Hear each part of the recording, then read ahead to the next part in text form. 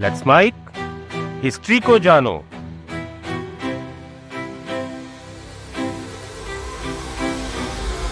हड़प्पा सभ्यता इस दुनिया की सबसे प्राचीन शहरी सभ्यताओं में से एक है। एक टाइम पर दुनिया के अलग अलग हिस्सों में 6 मानव सभ्यताएं उभरी। इसमें से 4 बेहद बड़ी सभ्यताएं थी, जैसे कि मेसोपोटामिया, मिस्र, चीन और सिंधु घाटी सभ्यता। लेकिन हड़प्पा सभ्यता या सिंधु घाटी सभ्यता इसमें सबसे अलग है। ऐसा इसलिए क्योंकि इसका एक्सपेंशन सबसे ज्यादा है। यह सभ्यता करीब 10 लाख स्क्वायर किलोमीटर में फैली हुई थी और अपने आप में काफी एडवांस सभ्यता रही थी।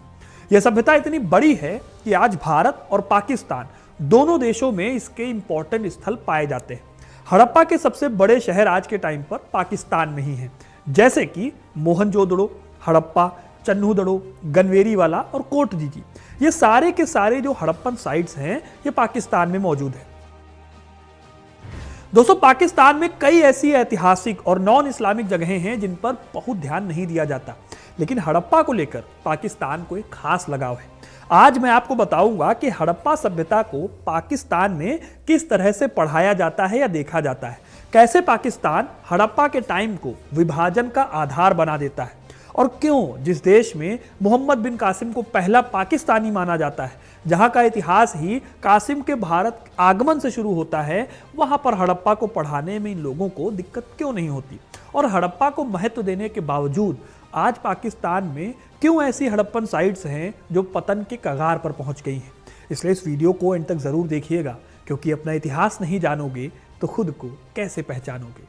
दोस्तों, हड़प्पा सभ्यता आज से करीब 3300 ईसा पूर्व में सिंधु घाटी के आसपास डेवलप होना शुरू हुई, और इसका विस्तार फिर नॉर्थ में कश्मीर के मांडा से, साउथ में महाराष्ट्र के दायमाबाद तक, ईस्ट में यूपी के आलमगीरपुर से लेकर वेस्ट में पाकिस्तान के सुतकांगे डोर तक हो गया।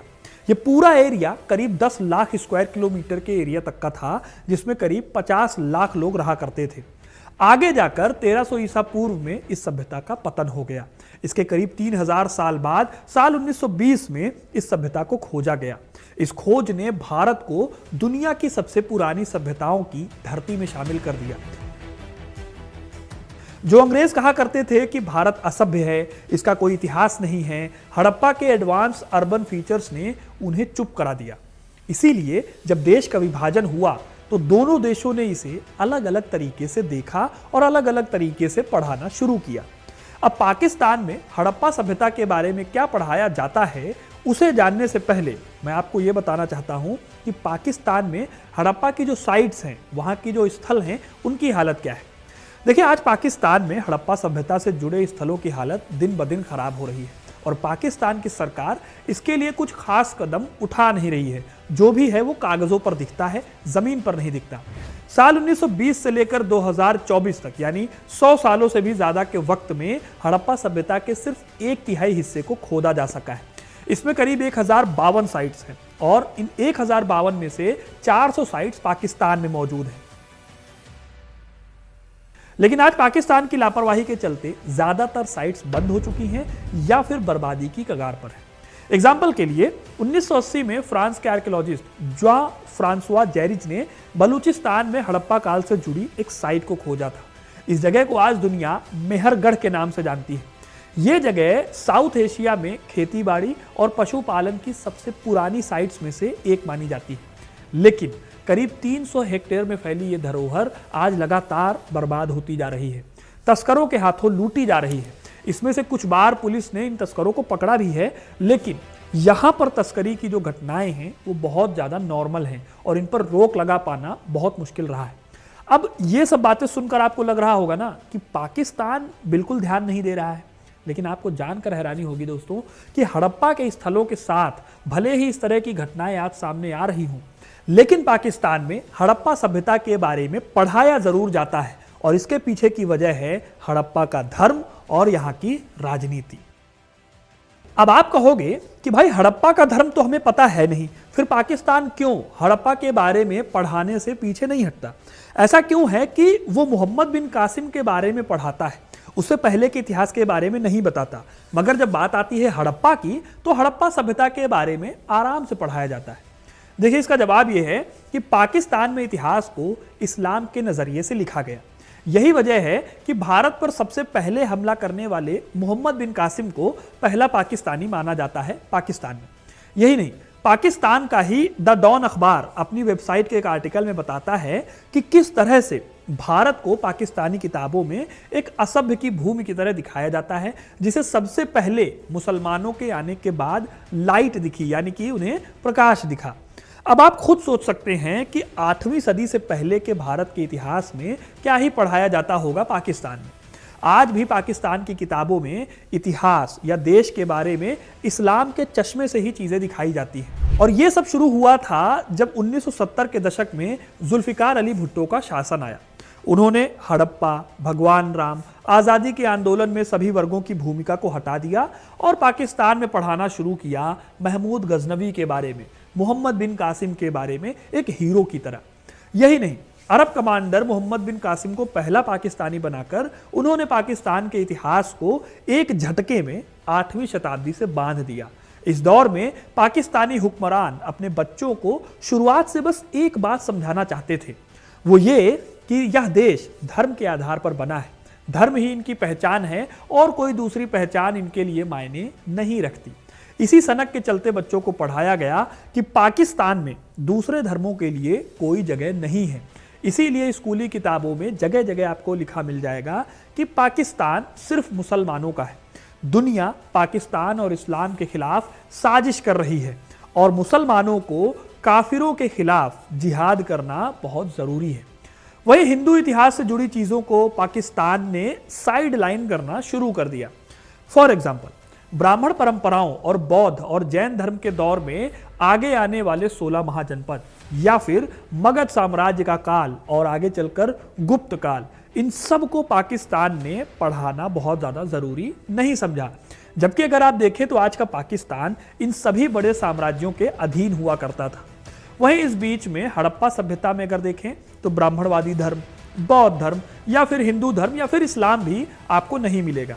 हड़प्पा सभ्यता के धर्म के बारे में अभी तक नहीं पता चल पाया। हालांकि बहुदेववादी परंपराओं के बारे में इतिहासकार अंदाजा लगाते हैं, लेकिन एक प्रॉपर धर्म का नाम या उनकी परंपराओं के महत्व को अभी तक भी पूरी तरह से परखा नहीं जा सका। इसकी एक वजह यह भी है कि हम अभी तक हड़प्पा की लिपि को पढ़ नहीं पाए हैं। वैसे आजकल अगर आप देखें तो भारत में कई बार हड़प्पा की परंपराओं को सनातन और हिंदू परंपरा से जोड़कर देखने की कोशिश की जाती रही है।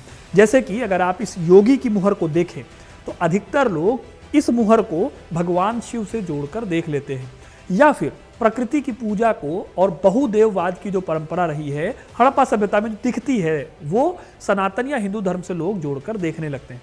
और यहाँ पर जो मैं बात कर रहा हूँ वो पॉपुलर माइंडसेट की बात कर रहा हूँ। एकेडमिक हिस्ट्री में अभी तक ये सब नहीं चल रहा है उतना। लेकिन फिलहाल हड़प्पा के धर्म को किसी भी धर्म से कोई इतिहासकार अभी नहीं जोड़ता, क्योंकि सबूत बहुत ज़्यादा पर्याप्त नहीं है। अब यही वो प्लस पॉइंट है जिसके चलते पाकिस्तान हड़प्पा को महत्व देता है। पाकिस्तान के हुक्मरानों ने देखा कि सिंधु घाटी सभ्यता के कुछ स्थल पाकिस्तान के दूसरे हिस्टोरिकल स्थलों और इमारतों की तरह हिंदू नहीं हैं। यानी जब सिंधु घाटी सभ्यता अस्तित्व में थी या अर्बनाइजेशन के चरम पर थी, तब यहाँ हिंदू धर्म का उदय हुआ ही नहीं था। इसीलिए जब इतिहासकारों ने हिंदू धर्म के होने को खारिज किया, उसे मना किया, तो पाकिस्तान में कहा जाने लगा कि हड़प्पा और मोहनजोदारो हिंदू शहर नहीं थे। अब यही वजह है कि धीरे धीरे हिंदू प्रभाव से अलग होकर ये जो शहर हैं ये पाकिस्तान में एक्सेप्ट किए गए। यही नहीं, हड़प्पा के शहरों से विभाजन को भी सही साबित करने की कोशिश की गई है। 1996 में पाकिस्तान पीपुल्स पार्टी के सीनेटर एतजाज अहसन ने किताब लिखी। किताब का नाम है the Indus saga and the making of Pakistan. इस किताब में उन्होंने ये साबित करने की कोशिश की है कि देखिए, नॉर्थ इंडिया में सिंधु घाटी सभ्यता हमेशा गंगा घाटी सभ्यता से अलग थी। सिंधु घाटी सभ्यता भारत के पश्चिम में उभरी, जबकि गंगा घाटी सभ्यता भारत के पूर्वी किनारे पर डेवलप हुई। इस तरह से पाकिस्तान को हमेशा से अलग होना ही था। हालांकि अगर आप ध्यान से देखें, थोड़ा सा कॉमन सेंस लगाएं, तो ये बात आपको बस एक फेक प्रोपेगेंडा की तरह ही लगेगी, जिसके तर्कों में बहुत ज़्यादा दम नहीं है। क्योंकि सिंधु घाटी सभ्यता के अवशेष महाराष्ट्र तक फैले हुए हैं, यूपी में जाएंगे तो मेरठ तक आते हैं।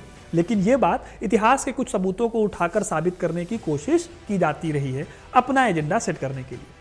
कुल मिलाकर दोस्तों बात इतनी सी है कि पाकिस्तान में उसी इतिहास को तवज्जो दी जाती है जो पाकिस्तान के इस्लामिक एजेंडा में फिट बैठे या फिर किसी और धर्म के खांचे से ना जुड़े हों। और ये बात भी बस लोगों को दिखाने के लिए है और पढ़ाने के लिए है। अभी फिलहाल इतने से काम चल रहा है पाकिस्तान में कि अपनी आवाम को हड़प्पा के बारे में बताया जा सके। बाकी हड़प्पा की साइट्स का बहुत खास ध्यान आज भी नहीं रखा जा रहा है। इस तरह से आप देखेंगे तो आपको पता चलेगा कि पाकिस्तान आज के वक्त में दोहरा रवैया अपना रहा है। कागजों में, किताबों में वो हड़प्पा के बारे में पढ़ा तो रहा है, अपनी आवाम को बता तो रहा है, लेकिन उसी जगह पर हड़प्पा की साइट्स को सहेजने की कोशिश नहीं कर रहा है, जो भारत ही नहीं बल्कि पाकिस्तान के इतिहास का सबसे महत्वपूर्ण हिस्सा है। हड़प्पा और मोहनजोदड़ो वो जड़ है जिससे पाकिस्तान खुद को जोड़कर अपने आप को एक गौरवशाली देश बना सकता है। जैसे कि भारत में हड़प्पा को लेकर गर्व महसूस किया जाता है, लेकिन अगर इसी सभ्यता को इस्तेमाल किया जाए अपने फेक प्रोपेगेंडा को फैलाने के लिए कि देश का विभाजन जो है वो हड़प्पा के टाइम से ही तय था और तभी से लिख के आ रहा था कि हड़प्पा जो है वो अलग हो जाएगा, हड़प्पा की वजह से भारत और पाकिस्तान बनेंगे, तो फिर तो भाई कोई कुछ नहीं कर सकता। कुल मिलाकर बात इतनी सी है कि फेक प्रोपेगेंडा की बजाय आप सही इतिहास पढ़ाइए, अपनी आवाम को बताइए कि हड़प्पा सभ्यता क्या थी और वहाँ के धर्म और उस तरह से उन चीज़ों को बताने की कोशिश कीजिए। तो दोस्तों ये था इतिहास कि पाकिस्तान में हड़प्पा सभ्यता के बारे में कैसे पढ़ाया जाता है और कैसे एक फेक नैरेटिव चलाया जाता है। बाकी आपको ये कहानी कैसी लगी कमेंट करके ज़रूर बताइएगा। वीडियो को लाइक और शेयर करना ना भूलें और ऐसी इंटरेस्टिंग कहानियों के लिए, इतिहास से जुड़े रहने के लिए हिस्ट्री कनेक्ट को सब्सक्राइब ज़रूर करें। धन्यवाद।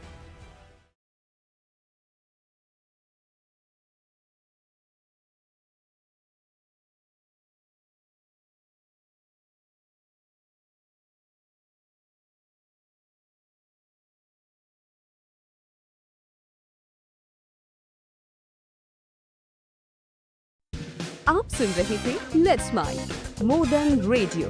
फॉलो कीजिए हमें हमारे सोशल मीडिया प्लेटफॉर्म्स पर। It's time for news. It's time for more than radio. Presenting the first radio news app, Let's Mic. Let's Mic, a news-based app on your phone where you get to watch and listen news, talk shows, interviews, radio show podcasts. On Let's Mic, you get all relevant information of TV, print, radio, podcast, and digital. Let's Mic talks about every segment of life.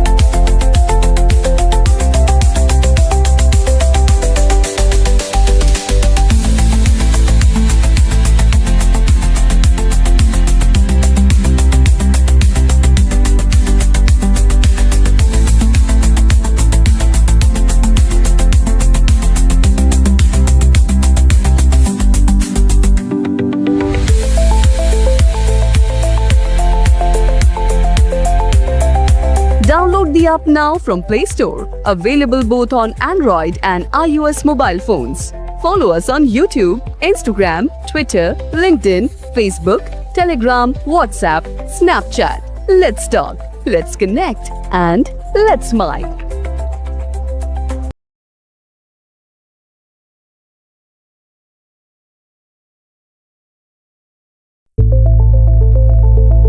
It's time for news.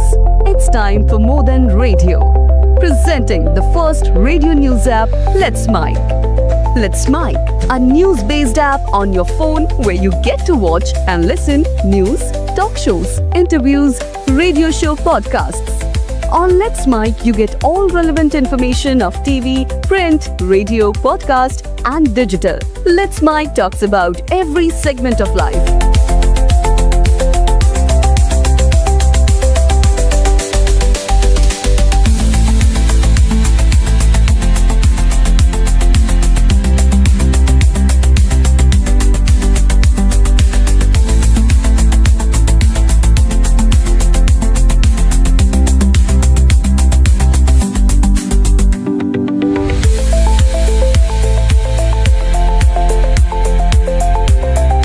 Download the app now from Play Store. Available both on Android and iOS mobile phones. Follow us on YouTube, Instagram, Twitter, LinkedIn, Facebook, Telegram, WhatsApp, Snapchat. Let's talk, let's connect, and let's mic.